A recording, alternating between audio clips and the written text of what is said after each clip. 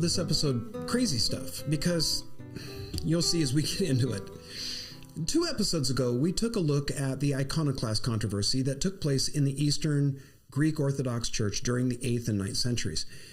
While we understand the basic point of controversy between the iconoclasts and iconodules, the theology that iconodules used in support of the ongoing use of icons is somewhat complex. Iconoclasts considered the veneration of religious images as a form of idolatry. Iconodules developed a theology that encouraged the use of icons while they claimed avoided idolatry.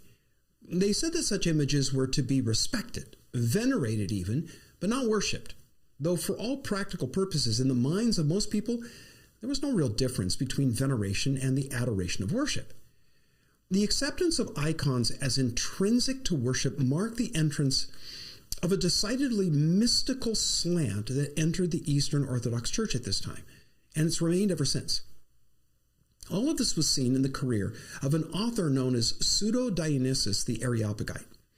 He's called Pseudo-Dionysius because while we know his writings were produced in the early 6th century in Syria, they claim to have been written by the 1st century Dionysius, who's mentioned in the 17th chapter of the book of Acts, who came to faith when Paul preached on Mars Hill in Athens.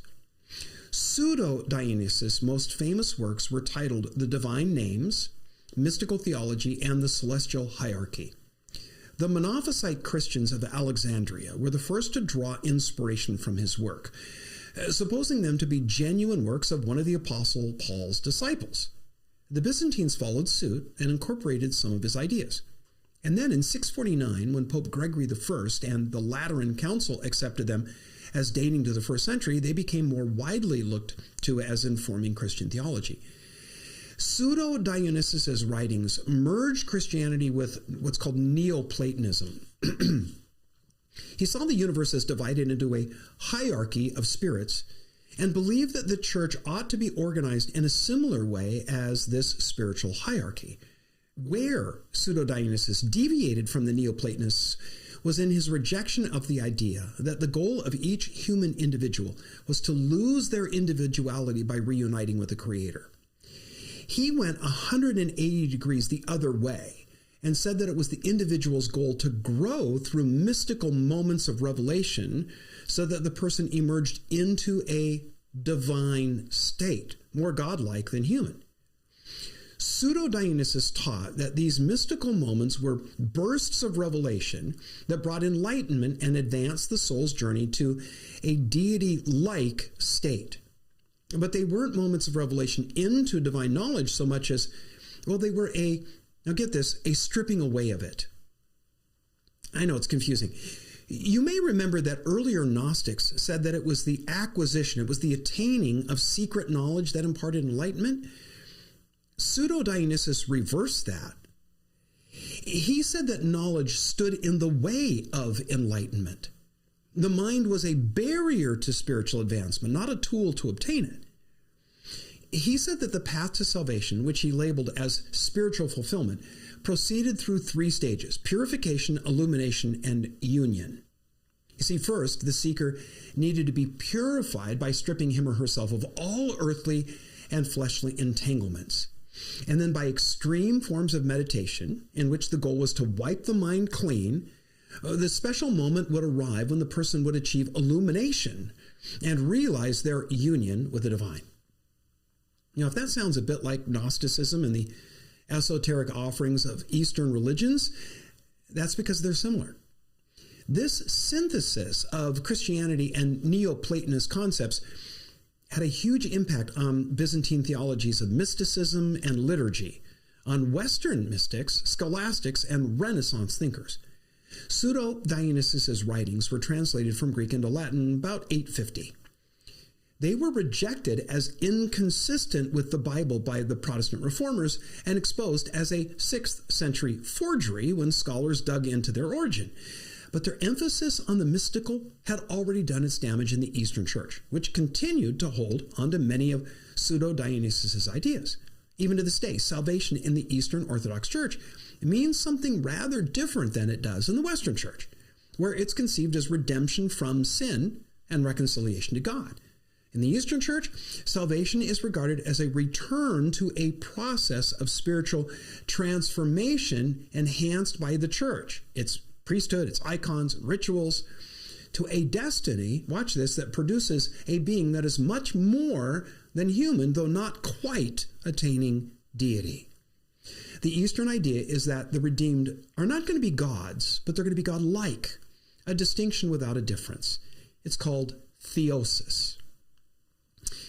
And while this is really an oversimplification of a complex theology, it helps makes the crucial distinction between the ways the Western and Eastern Church understands salvation.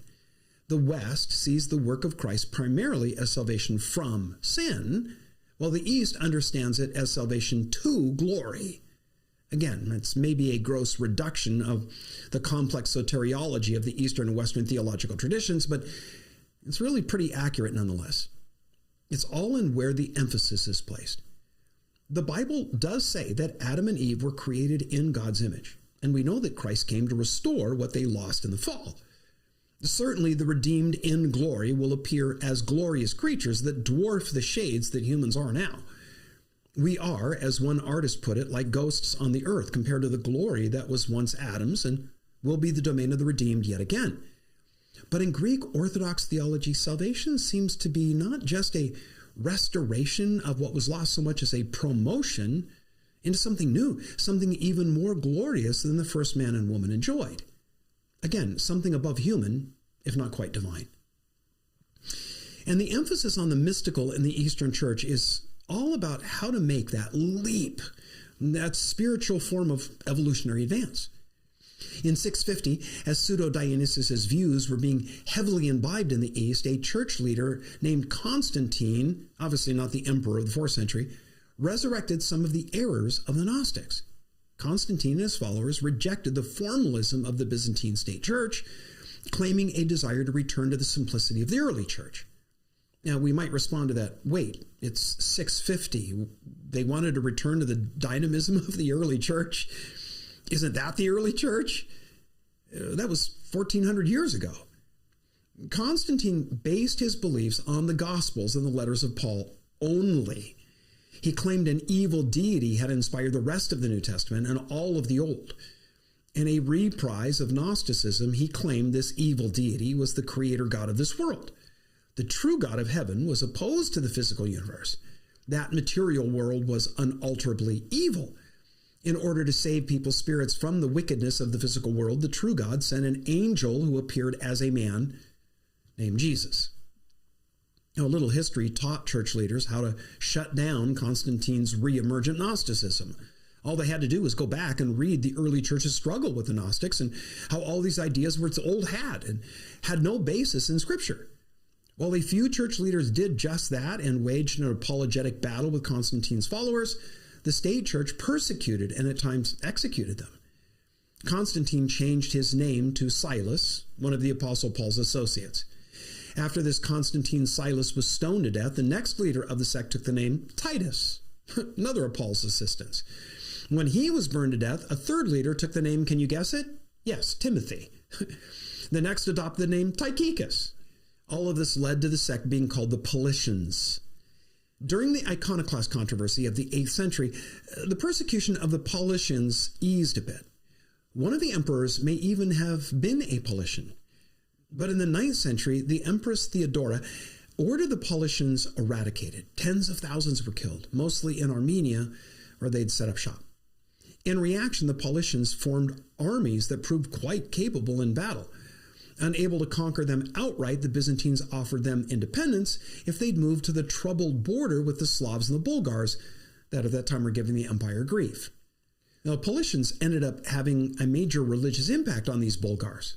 These Bulgar Paulicians became known as the Bogomils, named after their first leader.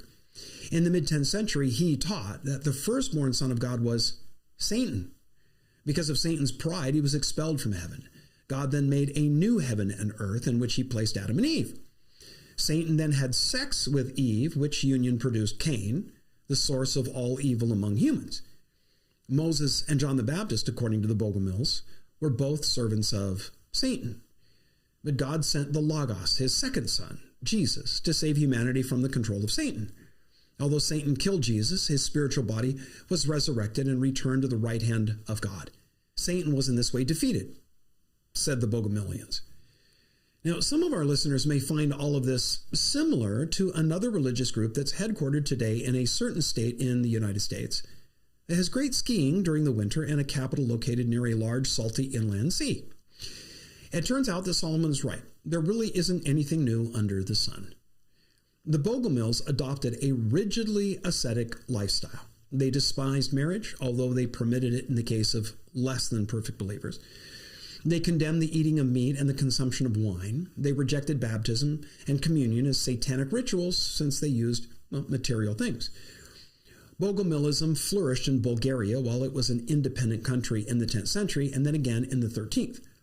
Bogomilian ideas spread to Western Europe eventually, where they influenced the Cathars and the Albigensians. And then when the Turks destroyed the Bulgarian Empire in 1393, Bogomils virtually disappeared.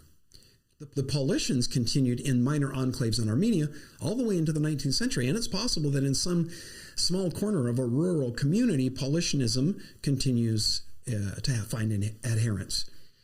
And I now trust you see why I titled this episode Crazy Stuff. As we end, again, if you are enjoying Communio Sanctorum and you haven't subscribed yet, please do so.